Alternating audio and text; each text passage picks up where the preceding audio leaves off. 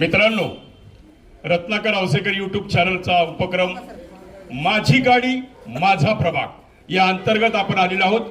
प्रभाग क्रमांक 16. प्रभाग क्रमांक 16 चे चारही उमेदवार माझ्या सोबत आहेत आणि या उमेदवारांचा परिचय या संपूर्ण महाराष्ट्रातल्या मतदारांना झाला पाहिजे. कारण गिरीश पाटील साहेब 50 लाख व्ह्यूज आहेत आपल्या चॅनलला, 50,000 सबस्क्रायबर्स आहेत.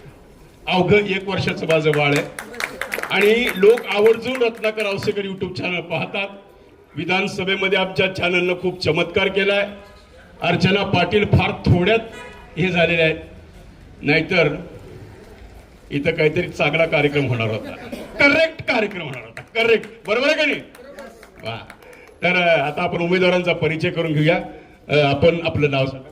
मी राजश्री दिलीप. आवाज कसा पाहिजे नगरसेवकाचा? मी राजश्री दिलीप धोत्रे, ब गटाची अधिकृत उमेदवार, प्रभाग क्रमांक 16. आमच्या दिलीप धोत्रेची कन्या आहेत तुम्ही? येस. मग त्यांचा आवाज कसा आहे? एकदम कणखर आहे. किती काय कोणत्या गटात? ब गटाची उमेदवार. आपला परिचय द्या.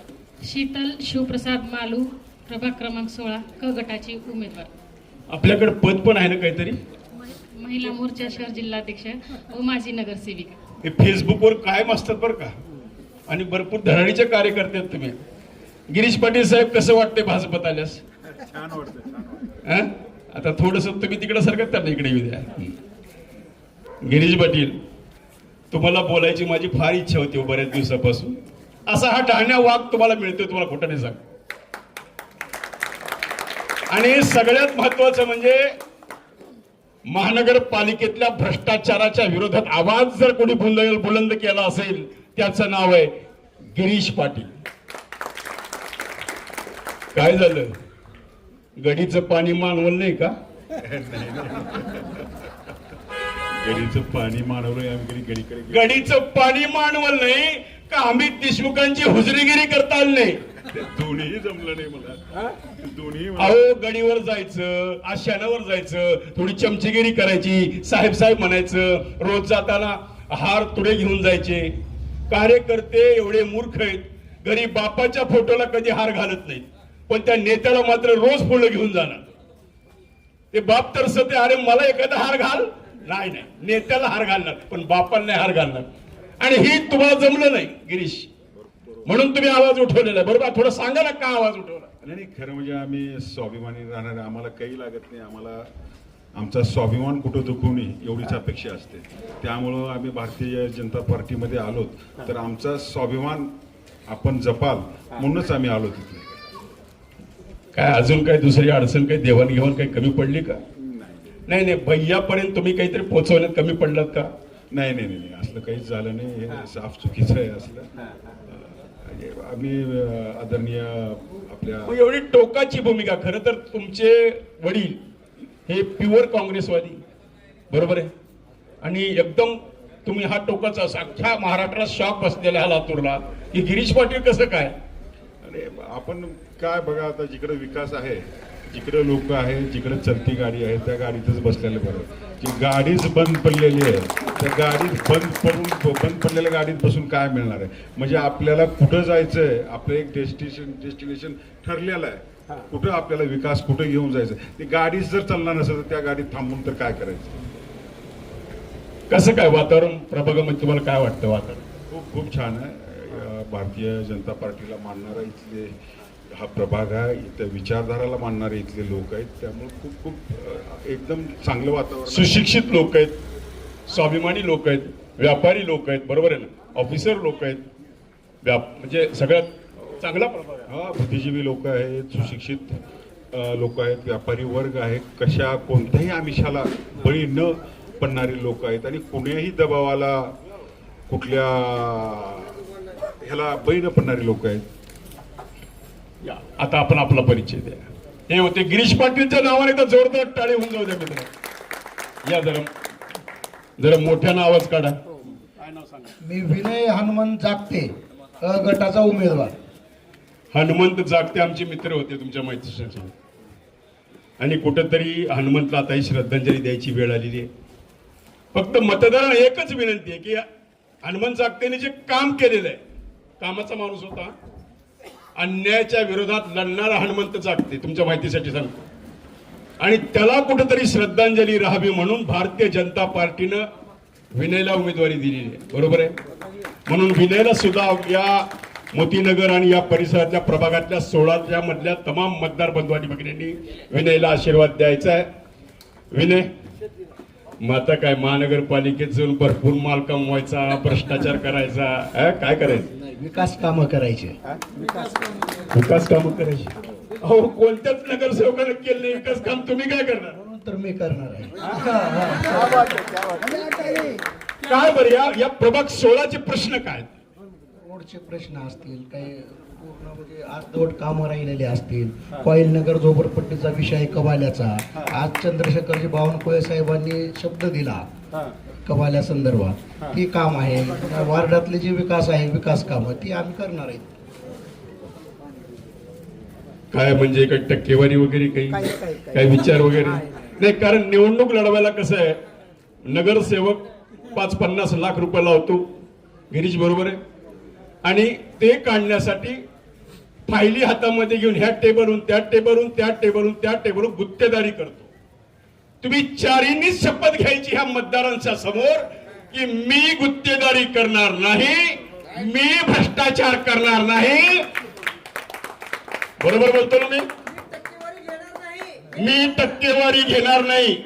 असे हे 3 शपथ तुम्ही या मतदारांना सगळ्यांनी एका आवाजात मिळून द्यायचंय. पहिलं वाक्य आहे मी भ्रष्टाचार करणार नाही. आता तुमचा आवाज सगळ्या कॉलनीत, आता खरं तर प्रत्येक जण खिडकीपाशी येऊन बसलेला आहे. इथं काय डोंबराचा खेळ चालू आहे? काही खेळ नाही, इथं ह्यांचा खेळ चालू आहे. नगरसेवकांना आपल्याला मतदान करायचंय फक्त भारतीय जनता पार्टी.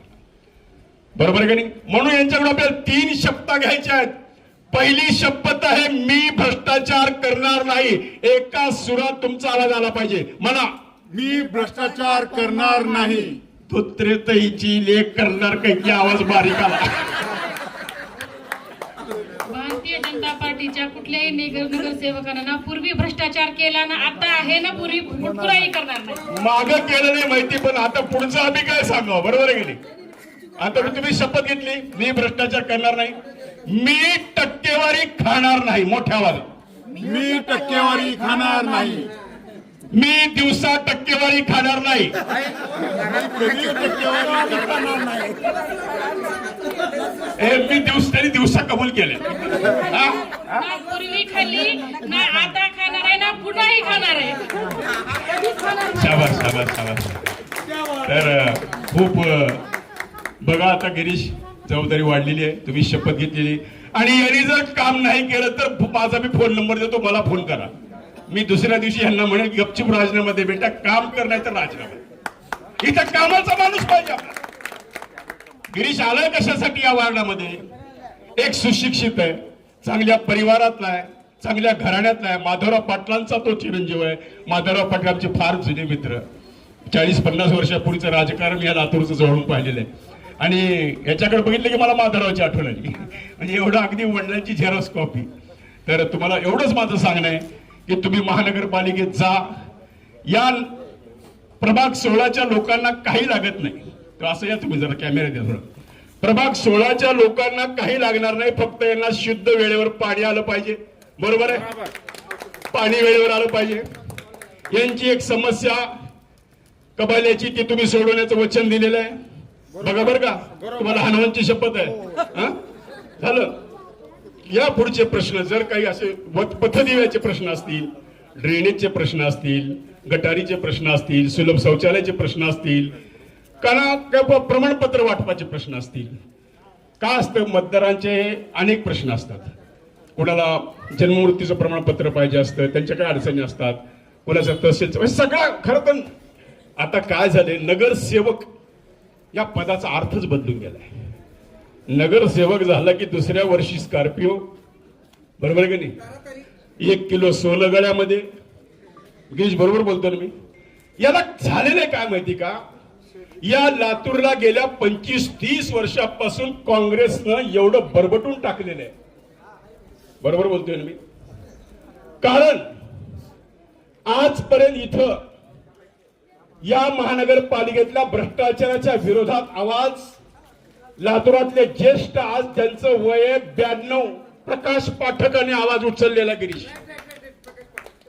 तो म्हणतो चौकशी लावा या सगळ्या बेट्यांची. आता त्या आमदार अमित देशमुख साहेबांनी गांधी मार्केटला गार्डन उभं केलंय.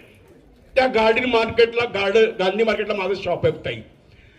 गिरीश, मी का सांगतोय की सगळ्या जगाला कळावं लातूरचं राजकारण काय चालू आहे. 75 लक्ष रुपयाचं ते गार्डन दाखवण्यात आलेलं. उद्घाटना दिवशी मी अमित भैयाला म्हणालो होतो की अमित भैया कशाला घातले 75 लक्ष. 75 लक्ष मध्ये लातूरातल्या 4-5 प्रभागामध्ये सुलभ शौचालय झाले असते. आणि ह्या गार्डन मध्ये उद्यापासून सगळ्या गांधी मार्केटचे व्यापारी लघवीला येतील हे मी त्या दिवशी सांगितलं. भैया लालबून झाले, काय चिडले माझ्यावर. औसेकरला इलेक्शन नाहीत, पैसे नाहीत म्हणून चिडलेत मला म्हणतात. म्हणजे मी आवाज उठवला की मला दाबण्याचा प्रयत्न अमित देशमुखांनी केला. पण मी त्यांना सांगितलं होतं की तुम्ही जेवढे काही लातूरमध्ये गार्डन उभे केलेत त्याचं सुलभ शौचालय दुसऱ्याच दिवशी पासून होणार आहे. आणि आता तुम्हाला गंमत सांगतो, त्याचं उद्घाटन होऊन आता 1.5 वर्ष झालं. त्या दिवशी जे कुलूप लागले अजून निघाल नाही त्या गार्डनचं.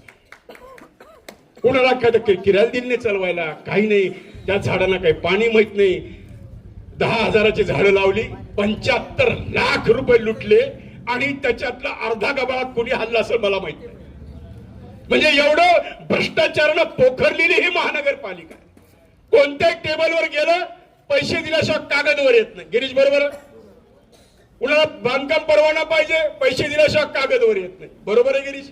या सगळ्याचा हे नगरसेवक आपली सेवा करतील.